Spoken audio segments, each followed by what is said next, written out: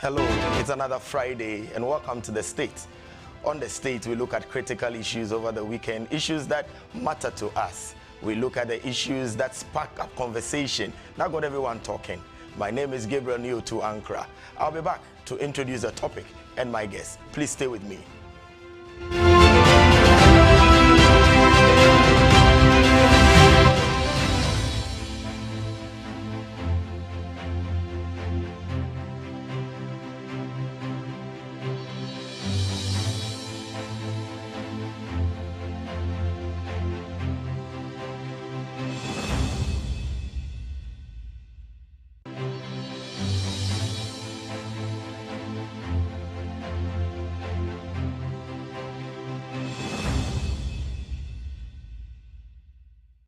The Christian Service University, a fully chartered private university in Ghana, is inviting applications for admission. Undergraduate programs include BSc Nursing and Midwifery, Computer Science, Information Technology, Bachelor of Business Administration, BA Communication Studies, Planning and Social Development, and Theology with Administration. Postgraduate programs include MSc in Accounting and Finance, Monitoring and Evaluation, Corporate Planning and Governance. We have MA MPhil Communication Studies, MA Christian Ministry with Management, Event Management, MPhil English and Mathematics Education. With quality, faculty and state-of-the-art facilities, we blend academic work with entrepreneurial mindset in all our programs. For more information, please call 0246-275375, 0240-154825 or 0244-596603 or visit our website www.csuc.edu.gh. CSU is located at Odeneho Kwadaso on the Kumasi-Obuasi Road, 100 meters off Star Junction. Choose CSU today to secure the future of Africa. And to make him better known. That's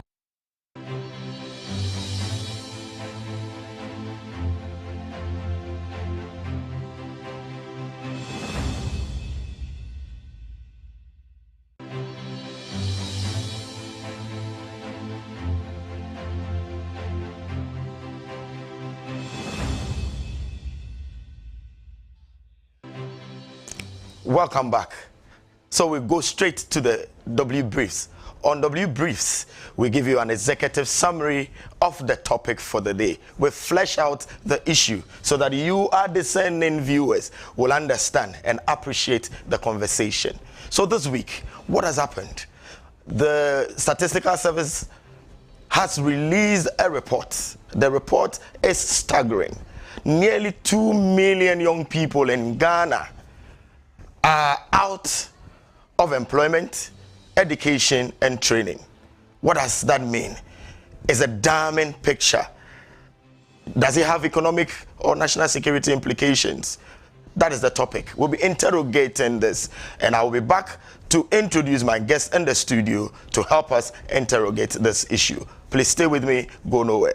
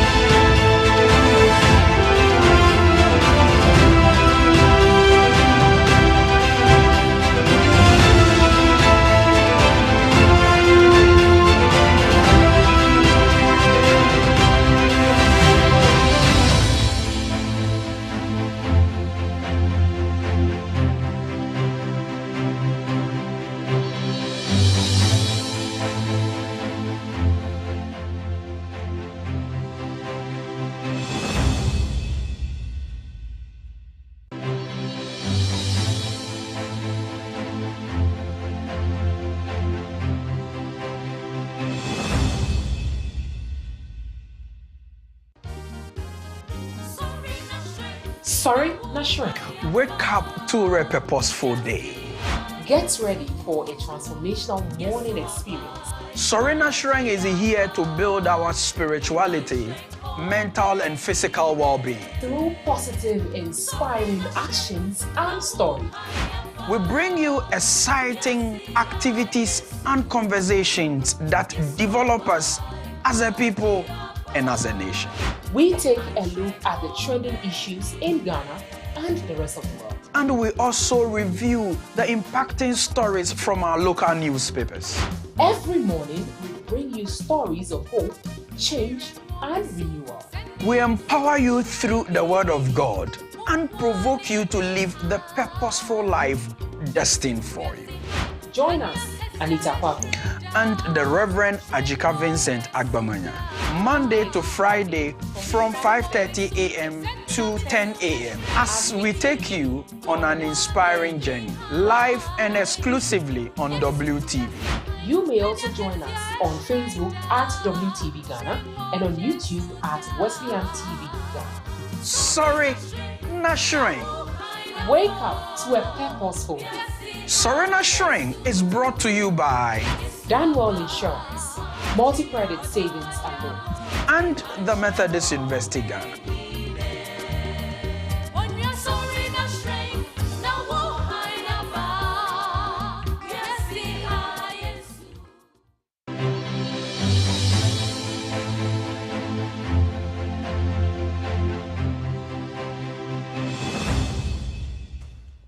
Welcome back. So on the state today, we are looking at youth skills development issues. And as I mentioned earlier on, the Statistical Service has released a report that says that nearly 2 million of our young people are out of education, employment, and training. That is what we'll be looking at. We'll try to flesh it out so that you understand and appreciate it. The state, as usual, is brought to you by kind courtesy of Christian Service University. Christian Service University is an evangelical liberal institution established 50 years ago to train men and women with ethical values for transformational leadership in Africa. Admissions for the 2024-2025 academic year is in progress for undergraduate and postgraduate programs. CSU offers dynamic academic and industry-driven programs in nursing, midwifery, business administration, communication, planning, and computer science. CSU, Christian Service University, is located in the Ashanti region. For more information, please contact the administration or the admission relations officers on 0246275375 or visit the website www.csucedu.gh. Choose CSU today to secure the future for Africa. CSU, the university of choice. I am joined in the studio by, I am tempted to call him directly because of the relationship we have, Anthony Oduro Denchira. Anthony is labor economist who is with the Statistical Service of Ghana. Sir, welcome. Thank you very much. Good to see you. Nice seeing you too. Yes, I can see your face beaming with figures. I guess as it's coming from the report that was just released, the income and expenditure survey report that was released. To start with, Tony, if you don't mind me calling you Tony. That's fine. You are Can Nee, you? right? Yes, I'm Nee. Okay. Yes, I'm Nee. Can you just, by way of introduction, tell us what the report is all about and why you do the report? So thank you very much, Nee, and let me use this opportunity to say good afternoon to your cherished viewers, and also thank you for having me. Let me also extend my regards to the board and management of Ghana Statistical Service, and in particular, Professor 𝗟𝗵𝗪𝗘, who is the government statistician under whose direction this report was released. So yes, as you rightly mentioned, the Ghana Statistical Service, as you are aware, our mandate is to collect, analyze, and then disseminate official statistics. So one of our surveys being conducted currently, in fact, that survey actually started in 2022, called the annual household income and expenditure survey. So in that survey, like other surveys that and censuses that we've been conducting, has a full labor force model. So labor force model is where we get our labor statistics from. And so with that model, we're able to come up with some with labor statistics, just like labor force surveys, if you have done labor force surveys. So this indicator was actually computed from this annual household income and expenditure survey with the labor force model. Now, you are aware, the 15th of July was the world's, the International Day celebration this time around, World Youth Skills Day. And so what we do at the Ghana Statistical Service is that whenever there is an international celebration, we commemorate, with this celebration by putting out, some reports regarding whatever is being celebrated. So in this case, it was about the youth skills. And so then we thought that it was important that we come up with this indicator dealing with the youth. So, and then let me also add, maybe lastly, that again, this indicator is actually an SDG indicator. We all know the 17 goals of this UN SDG indicators. Goal 8 talks about decent work and economic growth, and so that's the goal. And then the target, there are also targets. So the target looks at, especially for this indicator, the target looks at how, in fact, by 2020, we would have sustainably reduced the number of youth or the proportion of youth who are not in employment, education, or training. And then going further to the indicator, that is indicator 8.6.1, looking at what proportion, again, of the youth population are not in employment, education, or training. So part of the reasons why we also came up with this indicator is to also measure or to know where we are in terms of progress being made towards the SDG, and particularly when the Ghana Statistical Service is the coordinator of SDG indicators. It was just necessary for us to have a baseline from which we can measure the progress being made as far as the SDGs are concerned. And so these are some of the reasons. That's why we had to conduct this survey. So it's an annual survey that is conducted anytime we're going to commemorate the World Youth Skills Day. No, so the survey is not done annually, but rather of course, if you're talking about the celebration, yes, that's right. So internationally, next year, of course, there will also be another, the same day for World Youth Skills Celebration. And we're going to get a report of similar nature for the young people in employment, education, and training. Exactly. Okay. To commemorate the day. Okay, so every 15th July, we should have an update on the figures or on the statistics as it stands. Because the survey is ongoing. It's ongoing. Yeah. Tell me, Tony, what has been the reaction of stakeholders? Your release has got the nation talking. Exactly. As I speak with you, since Monday when the release went out there, of course, I've granted a lot of media interviews. So clearly, it's really attracted the general public's attention, and it is so because yes, it's a bit alarming. In that if you have this proportion of the youth population who are neither in employment or education or some form of training, then yes, it's a bit of a concern. In a sense that this indicator, what we call the NEAT indicator, is actually a measure of what we call the ideal youth. And you and I know the saying, if it is something to go by, that the devil finds, work for idle hands. So clearly, this is a group who have the energy, potential, but their potential are not being tapped. So in economics, we call it the non-utilized, labor of this youth population. And so that's why probably it has attracted this attention, because we know the consequences, when the situation is not tackled. It's not tackled. Now help our discerning viewers to appreciate the figures. You are saying that almost 2 million of our young people are in this bracket, so far as your indicators are concerned. And one thing that caught my attention is that of Greater Accra region, that keeps having that increased rates every now and then. Can you break down the figures? Okay, so thank you. So as you rightly indicated, so this is a number close to 2 million. And then in terms of regional differentials, as you rightly said, Greater Accra, top the regions. It is so because, I would even start from the unemployment, figures. Usually, in our labor statistics report, unemployment, we say is an urban phenomenon in that you are likely to find more people unemployed in urban cities compared to rural areas. And it is so because a lot of people, as you know, the rural urban migration, throng into the capital city with the intention that, they will find jobs to do. Non-existent job, as we know. And so when we are measuring unemployment in Greater Accra is always above the national average. And so in this case, since we are measuring NEET, that is those who are not in employment, so it's again not surprising because it's mimicking, what happens with, unemployment. And so that's why you have this figure higher in Greater Accra compared to other regions. And let me add that it is also not surprising that it was followed by Ashanti region, Western region, Eastern region, and Central region.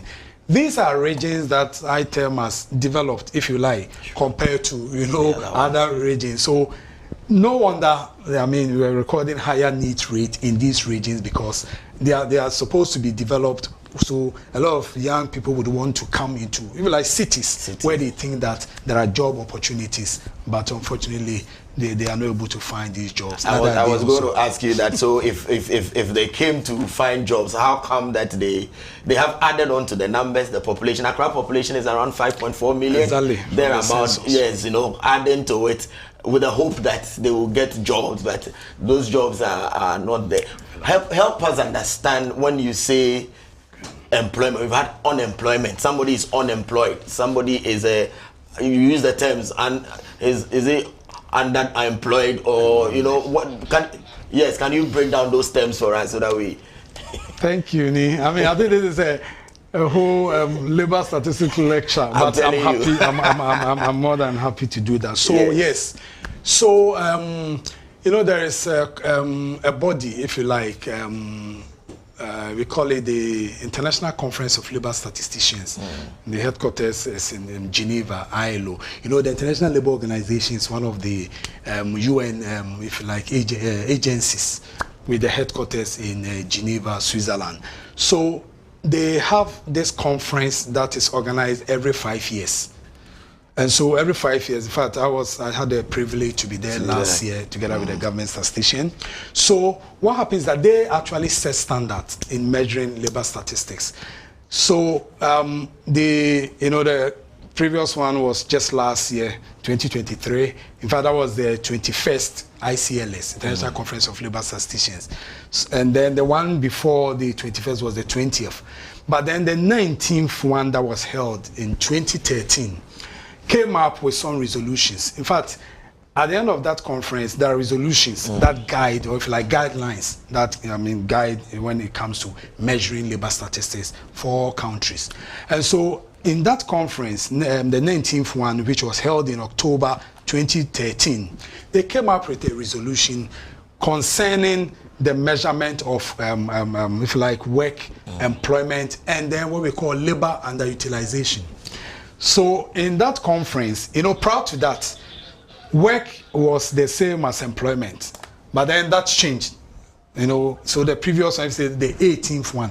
The 18th one, we all know, okay, so you've done some work. Work was just work. Work is engaging in any economic activity in producing goods or services for one's own use or for the use of others. So once you do some form of work, it was termed as work. So employment was at the time, categorized as work.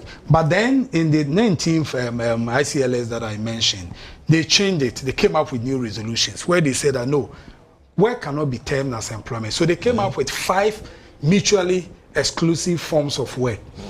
Now, maybe before I go into these forms of work, I'm just building, the point. I'm following. So they said that, okay, now when you work, what is the intention? They call something intended destination of the work that you want to undertake. Is the intention for the household or anybody who is, for that matter, engaging in the production of goods and services, is the intention to consume, by himself or by the household, or it is for the use of others. Now, if the intention in engaging in any economic activity, i.e. in the production of goods or in providing services, if the intention is to consume it, for example, somebody engages in an agricultural activity, the idea is that in the end, whatever produce that comes out of the farm will be consumed by the household. We'll stock it, we'll eat it ourselves. Then they say that one will come and that will be defined as own production work.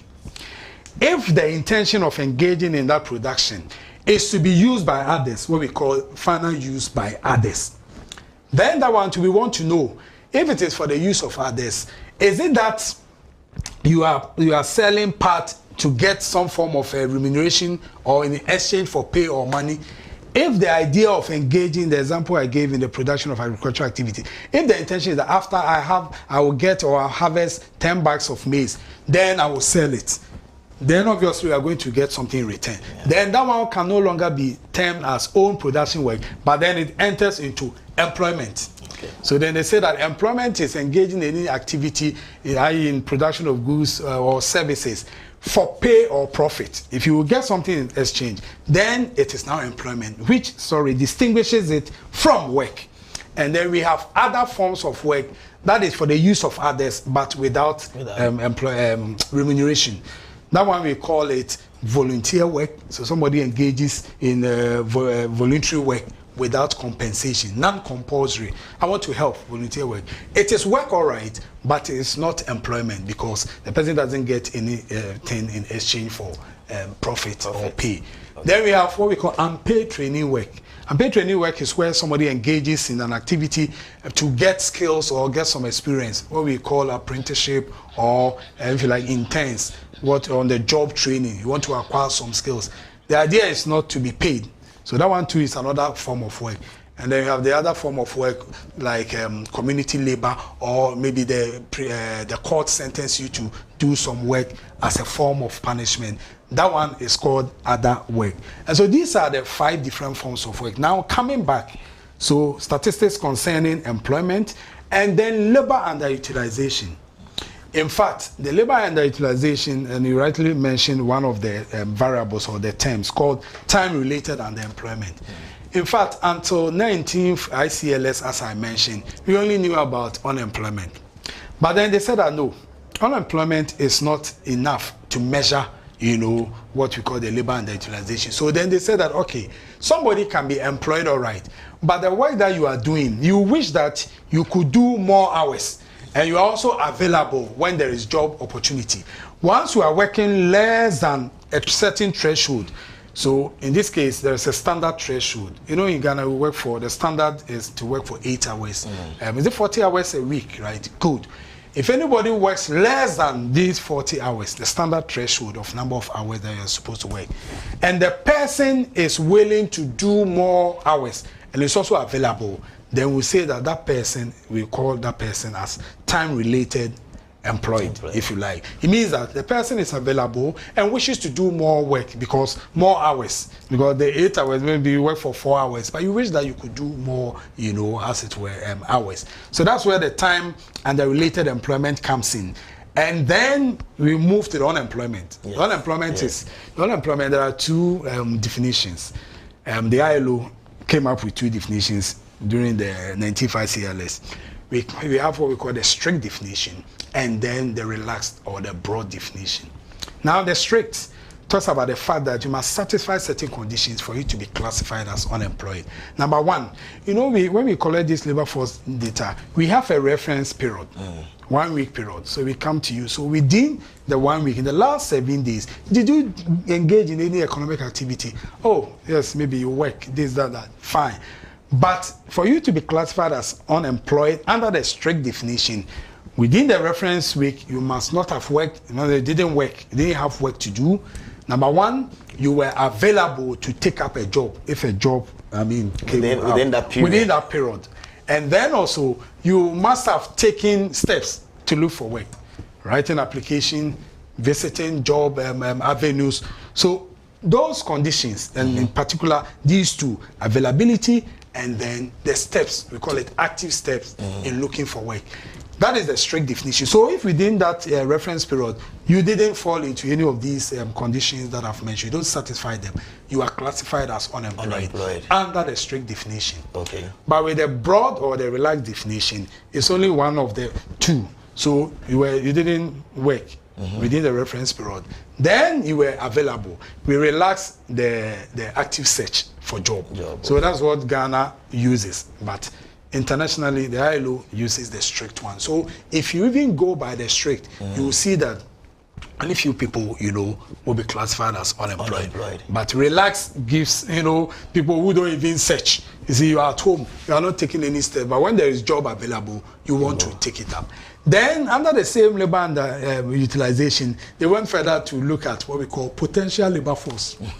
The potential labor force are those groups, we call them unavailable job seekers. They are not available. They are searching for jobs, all right. But when a job is made available, they are not available for one reason or the other. So we call them available job seekers. Then the other group is, we call them available non-job seekers. So they are also available, all right, but they are not taking steps to look for work. So that's what I mean. Yeah. That goes under the. So this 1.9 million that we are looking at. You are on record to have said that they have source of living or sources of living and not employment. Okay. So again, going by the definition, like I said, this is an SDG indicator. SDG indicator 8.6.1. What is the proportion of the youth population who are in this bracket? In this bracket, yes. So in computing this indicator, you are not interested in the youth who are in school and who are also engaged in employment or in some form of training. You are not interested in those people. Okay. So you use the youth population as the denominator, and then you deduct those who are in school, those who are in some form of those who are employed, and those who are in training, and then what we get is what we refer to as the NEET. Okay. So basically, the NEET is youth not in fact, it should be the other way around. I mean, I think the report, it should be not in employment, education or training. Because education and training, goes and so yes. So you said something. So they have source of living, but not employment. All right, but not necessarily, because you have to get paid or you have to work to get remuneration to be able to, even get something to it. So that's why we say that employment is not the same as work. So these people, they were engaged in own production work. So probably they did some agricultural, but it was for consumption. Yes, so maybe that's why you are saying the source of living. Yes, he does something, but not in exchange for pay or profit, because then we have to now go into the definition for employment. So these are survey considered this category for own use, for production, or they are in the for pay category? So all of them. So all the youth, or even in all of, you see the youth, the youth bracket for Ghana is 15 to 35. The ILO and the UN, their definition for youth is 15 to 24. But in Ghana, and for Africa, for that, we extend it to 35. So it's not even only the youth. So we have something we call the labor force status, or the working age population. The working age population starts from 15 years and above. So this is the minimum age, we call it, for admission to employment by the ILO, which Ghana has signed convention. There's an ILO convention. I've forgotten the convention, 182 or something. And then even the Ghana's law also allows that 15 years you can engage in the labor market for pay or for any other forms of work. Because employment is also, if you work for pay, we call it employment. It is one of the forms of work that I mentioned earlier. Exactly. And so we have the working age population, 15 years. In countries like UK, their working age population, they have a cap. So like 16 to 64, you are within the working age population. So Ghana, we also have, but we relax it, we extend it beyond the 64. Because if somebody has 70, a lecturer, and is doing some lecturing work and get some, so we say 15 years and older and above. Okay. Now, you are saying that what if for employment? So when we measure for all the different forms of work. Okay. But that's why the 19 ICLS had to now break them into these 5. So we can get, if we take the youth population, we can get the proportion who are employed, who are in own production work, who were in volunteer work, who were in unpaid training work. Okay. We can do all the different measurements. So this 1.9 million is a box up of all these types of work, as it were. Not necessarily. It's a box up of the youth who, at the time of the survey, within the reference period, were not employed. They were not in any form of employment. And then number 2, they were also not found to be any form of formal education or in apprenticeship training. Training could also refer to apprenticeship. So within that reference period, it doesn't mean that they didn't have education. They might have, somebody might have completed SSS. Yes. But at the time of the survey, that person was not employed and was also not in education, was not found to be in the education bit even brings back to some of the debates others are having on the street corners, that at least free SHS could help. It could have helped. So are we saying that not in education at all? I think that's very interesting. So that's why we were saying that. So at the time of the survey, I've completed SS, and I'm not working. So I have education, all right. But I'm not. So at that time, I'm no longer in school. So, but are you not in education? You are not in education. Good. So you are not in education in a sense that if at the time we came to you, if you were still in SS, early secondary school, SS3, you wouldn't be in this category, because at the time you were in education. So we have something we call, so if I break down the working age population that I was talking about, the working age population is made up of the employed, the unemployed, and those we call outside the labor force. Now, those outside the labor force, there are reasons why they are outside the labor force. Some of them are in full-time education, some of them are retired, some of them are sick, some of them are, if you like, so because we'll ask you, why didn't you engage in any economic activity? We call it reason for inactivity. So that person is in SS3 at the time. That person will be outside the labor force, but in full-time education. So this NEET group is made up of those who were not employed, but they were unemployed. In fact, the unemployed plus the employed is what we term as the labor force. Labor force. It used to be called economically active population. But then the 19th ICLS, as I mentioned, it was changed. And then those who are outside the labor force. So you have those youth who are outside the labor force who were also not in school. Because already, if you are outside the labor force, the youth, you are supposed to be in school. Yes. But they were not in school. So then we need to add those ones to the youth who were unemployed and then get, the NEET rate. Interesting. And so the NEET rate, if you like, is a broader measurement of the youth unemployment. So usually the NEET rate is higher than the youth unemployment. Okay, I get it. So I am wondering, what then is the point?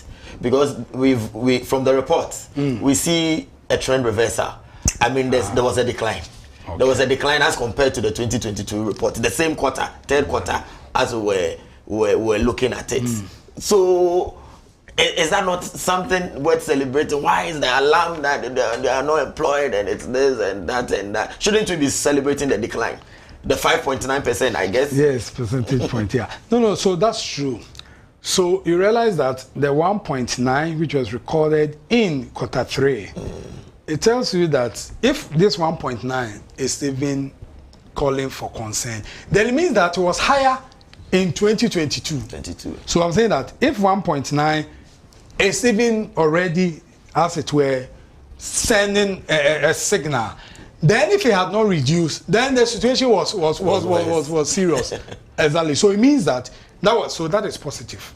I agree with you. So what it means is that comparing year on year, that's year on year. So quarter 3 of 2023, with the same period in 2022 quarter 2, there was a reduction. It means that between 2022 quarter 3 and 2023 quarter 3, some of these youth have now come out of that bracket, have gotten back to school, or have gotten some form of employment, or have entered or transited into the labor market, which is good. And that's what we expect, that it would further decrease. Because when the indicator decreases, then it's a good thing. So we hope that going forward, it will further decrease. So next time when we come up with a report, it wouldn't be the 1.9, but maybe 1.5, which is a good thing. It means that some interventions, have been put in place, which is having effect on the reduction. But it still suggests, or it still has it that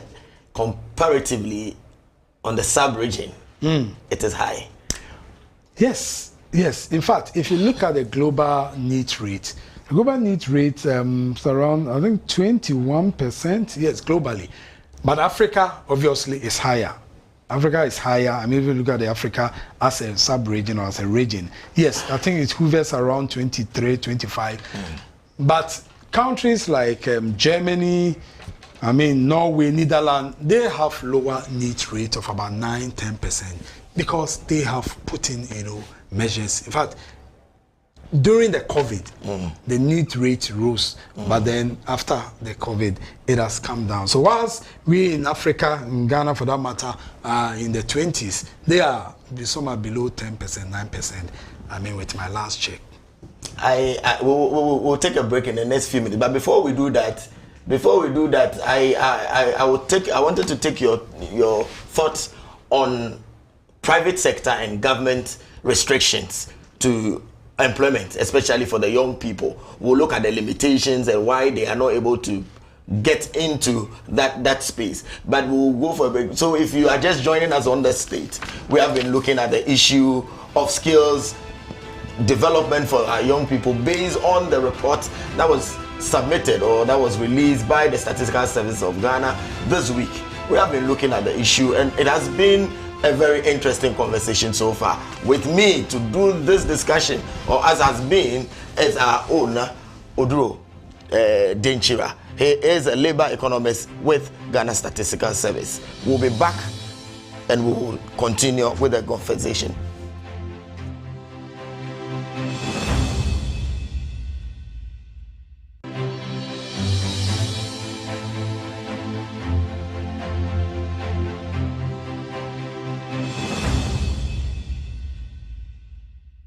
Praise God, praise God. Christ in tea, you respond, yeah, addition. I'm excited to announce to you, friends in the Lord, are you seeking for a platform where you can pray? Open baby up a soul bompire. Now ninyami edi inkita home. Bibi chile so. And I'm na the same kum. And you come home. Let's go into the prayer room on WTV every Friday 9 p.m. to 11 p.m. to meet seasoned ministers of God that God has raised to impact your life. Remember, John Wesley said, I have too much to do, therefore I spend several hours in prayer in able to do it.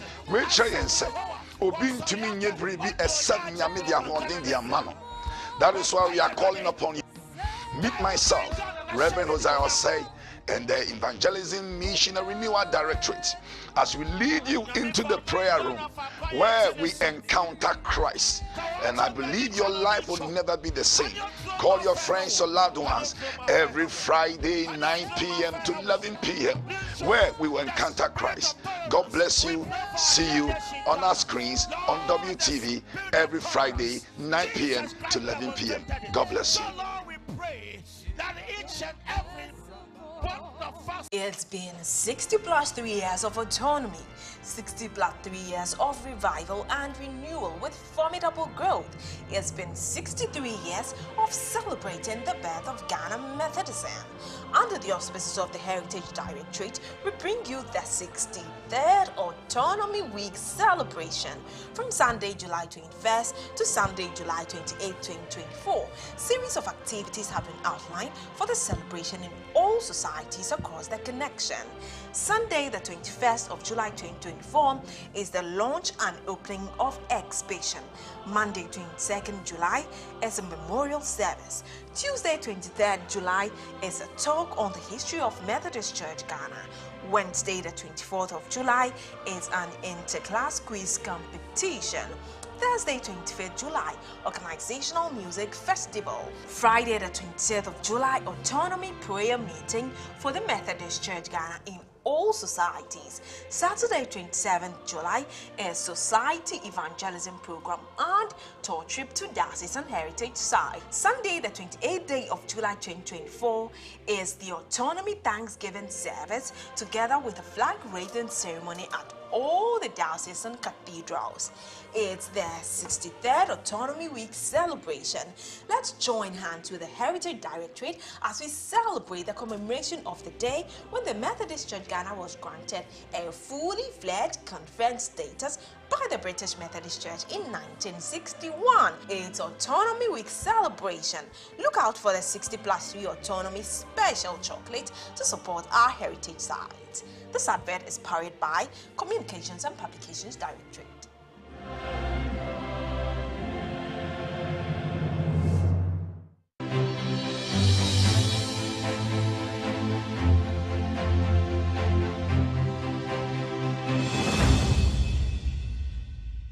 So welcome back.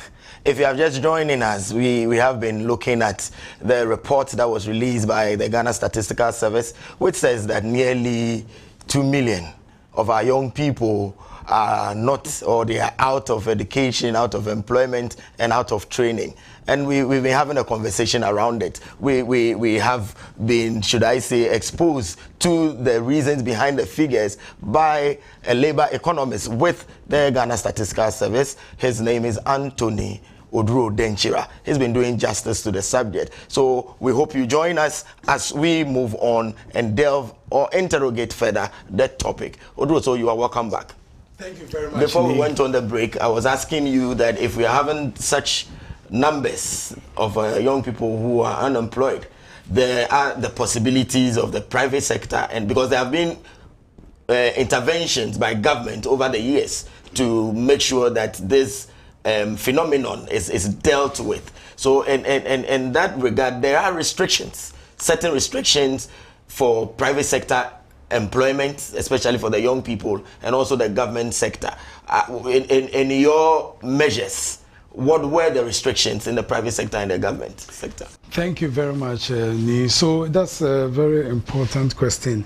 So yes, I will say that the Ghana's employed population, so I mean, also defining who an employed person is. If you look at the status of employment, you would, okay, so yes, I can still talk about status of employment, where you have different that we call it work relationship. So we have those who are called paid employees. So paid employees are, I mean, I'm one because I received my salary at the end of the month working in the formal sector, government sector. Then we have what we call the self-employed. So the self-employed, even those who are self-employed, some do not engage workers on continuous basis. So we call them self-employed without employees. Then we have those who are also self-employed with employees. Then we have the other category within the same employment status called contributing family workers. So if you look at the employment status, there are different groups making up what we call the employed population, including paid apprentice. So those who engage in apprenticeship, who receive pay, they are also classified as employed. But let me take you to yet another variable indicator, what we call institutional sector, for which these employed people are working. We call it whether they are working in the public sector, private sector, as you rightly said. Now, this variable indicator, I mean, I'm talking about people working either in private sector or in public sector. A number, about 84%, if you like, of the employed population are found in the informal sector. The informal sector is made up of the private formal sector, and then informal is called private informal sector. So you have a few people who are in the private sector, formal sector, that is the banks, insurance companies, these private institutions. And then you have relatively smaller number who are in the public sector, where some of us find ourselves. The government work, if you like. What it means is that if I want us even push this a higher proportion of the employed population into the informal sector, it is because of government's inability to create, a lot of jobs. And so people are, cannot help than to, as it were, set up businesses so that they can also make a living. I'm using this as a basis because your question, was right, that what is the effect, or what is the private sector doing? Private sector, we know, is supposed to be the engine of growth. So when a good enabling environment is created, then they will be able to function. The challenge here is that, and I'm sure later, probably when we get to what the policies will be in order to address this situation, mainly because some of these private formal sector especially are not able to, if you like, absorb these neat people because of maybe certain requirements or skills. So you realize that the World Youth Commemoration Day, the emphasis was on how to equip, these young ones with the requisite skills for sustainable, future work. And so part of the reason why probably the private sector cannot absorb this this group of people is because of probably the lack of qualification or the skills that is needed. Because you realize that some are not in education, they are not in any form of training, and so maybe the skills that will be required by these private institutions, these youth may not have those skills, and therefore they are not able to attract employment. And then with the public sector, like I rightly said, government cannot do enough, even with the IMF conditions and all that. Government is able to employ more to be able to absorb this group that we are talking about. So these are some of the challenges. So most of them will end up, for those who don't want to be idle, they will be forced to go into the informal sector, get something to do, and then just make a living. Others will also be idle. Yes, I am particularly concerned, Tony, about the brackets, the age bracket, 15-35. Realize that there's a bracket that has energy, serious energy that can positively influence productivity. So if these people are not trained, they don't have education, and they are not employed, it is a cause for worry that this manpower is left there. And then what I see economic and national security implication. So you are very right. And so I think this same question was asked when I was at Joy FM. I had to look at it from two perspectives. So the social perspective and then the economic perspective. So you rightly said it, manpower, which is, so that's why I said that this measure of the youth population we call idle, it means that we call it non-utilized. We are not utilizing their labor. Which called for concern, and as you rightly said. Why? Because these are people who have the potential, they have the energy to contribute to economic growth. And so as you mentioned, that we compute the GDP as well. So what it means is that their contribution to the GDP is not being felt. If you look at the Goal 8, that from which this indicator is coming from, it talks about decent work and economic growth. It talks about full productive work. Full, so a country stretching its working age population. That is the difference between those of us in this world and then those in the developed countries. You go to Norway, you go to Sweden, some of these countries, they have higher per capita income, and it's because they are productive. So if you have this number whose like you said, potential are not being tapped into, then we will, in terms of growth, that is economic growth, GDP, we will not be producing much. Because we have, like you rightly mentioned, labor productivity. Labor productivity is measured by just dividing the constant GDP over the number of employed persons. And so if you don't have a lot of people who are working or employed, I should say for that matter, then it means that you will not be increasing your productivity.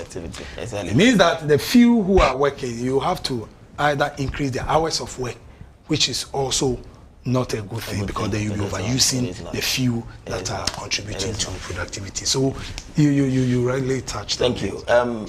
Maybe I should talk about the social national security. Good. So again, I'm always going to the idle hands.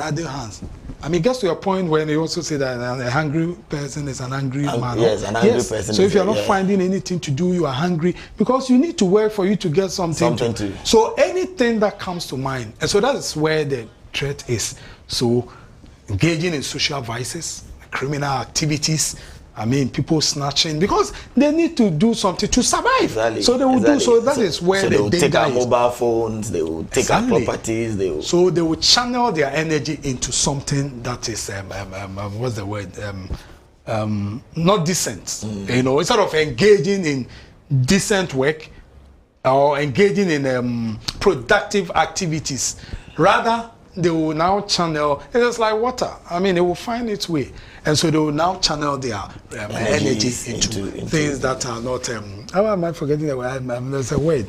That are not, if you like, okay, maybe unproductive in terms of economics. We'll manage with unproductive. Just that once they are not producing anything positive, they are unproductive. And so with the slightest influence, that is, so it's not surprising terrorism that we saw in other countries. Because if somebody comes and look, gathers all of you, look, come, there is something, just influence you, they will be vulnerable. Yes, and so the vulnerability is what can lead to, I mean, you know it in the election in the past, particularly so when this is an election year and this report is coming out at this time, and the idle hands, that is why tongues are wagging to see that how do we, so that leads us to going forward. What are the policies or intervening? I was even going to ask you that when such reports come out, what is next? So yes, so for us in Ghana Statistical Service, we measure what is happening for evidence-based decision. All the statistics we come up with, it is for policymakers to use and then formulate the right policies. I was at Onya FM and I was telling the host that we are like, if you go to the medical science, we are just like lab technicians. So when there's something wrong, you come, they do their lab test, and then the result is given to the doctor. It is up to the doctor to prescribe the right medication to cure that challenge. So we will do the lab test, and then this is the result. So if the doctor fails to, as it were, give the right medication to solve that particular ailment, then it's a worry.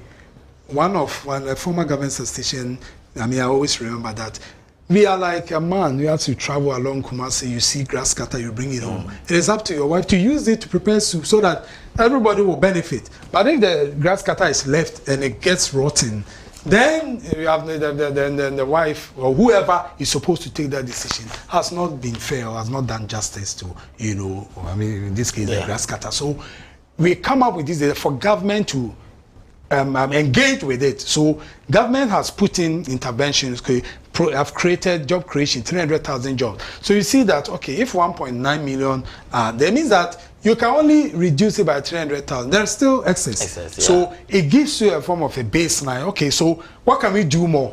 And then you can measure whether you are actually achieving your target as an institution or not. And so there are policies. There are policies. There are policies. The implementation has always been an issue. But you can mention some of the policies as come on top of your So clearly, maybe just 4 or 5 of them. So one key will be investing. You know, increasing investment. I call it with potential for youth employment creation. We are now in an era where we talk about green economy, digital economy, and the care economy. These are areas that the youth, when we invest, into these areas, they can actually tap into, because not only does it create the direct employment, but also spares economic activity that leads to, employment in other related industries. So you've heard about the green economy, digital platform, and the youth, they are innovative, they are good in this. So it's an area that we can leverage on. And then talking about what we call active labor market policies. Government needs to implement active labor market policies. This is what is done in the developed world. Germany, they are very good at that. So active labor market policy simply means, if you like, combining, employment services. A lot of the youth too, they don't know where to go. So they need employment services to help them even in search for job, improving their CVs. So the Ministry of Employment and Labor Relations, I think the Labor Department has public employment sectors in all the country. So it needs to be running, functioning, so that these youth can go there, assess, the employment opportunities. And then also what we call you mentioned the private sector, it comes to mind. So giving subsidy to employers, and then wages. Also in training, and then what we call entrepreneurship promotion and self-employment. A lot of the youth have entrepreneurial skills. How do we promote that? Self-employment, as I said, there is something we call school to work transition. If somebody completes school, and that's what has given rise to this graduate unemployment, it takes a certain period, and we'll be coming out with that data as well. How long does it take somebody upon completing school to land what we call stable job? Stable job is the formal job. And then what we call satisfactory job, which is self-employment. And so these are some of the issues. And then lastly, very important to me, is providing access to credit. We all know that getting access or credit to start something is very essential. Wonderful. So the youth may have good plans. We need to give them startup capitals so that they can venture. It's worth discussing. I'm sure we have to get in touch with the statistical service again, because there are more things that we can open for members to see. So viewers, we've been discussing youth skills development, and then the statistics that came from Ghana Statistical Service that said 2 million people are out of school or out of education, employment and training. And we've had labor economist Anthony Odro Denchira from Ghana Statistical Service helping us. We will continue with the conversation, and please remember that the state is back on your screens on Monday. I am 𝗟𝗓𝗘𝗏. Let the conversation keep on going, and please stay safe.